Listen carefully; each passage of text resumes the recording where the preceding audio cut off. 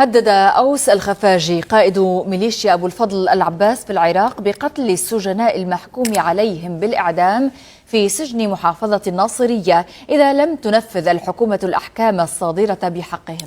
وأضاف الخفاجي في تصريحات نشرت على مواقع التواصل الاجتماعي أن عناصر ميليشياته ستتوجه غدا الثلاثاء إلى سجن المحافظة لتنفيذ الحكم إذا لم تنفذه السلطات المعنية.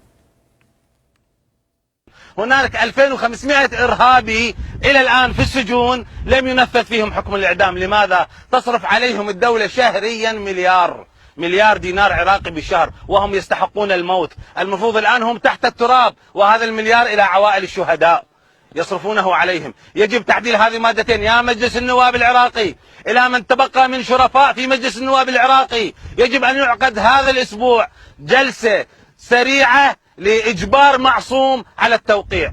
هذه قوات أبو الفضل العباس وعدت وستفي. سنتوجه إن شاء الله هذه الثلاثاء إلى سجن الناصرية، إلى سجن الحوت في الناصرية، إلى من حكموا بالإعدام هناك، لنقول لهم نفذوا أو ننفذ.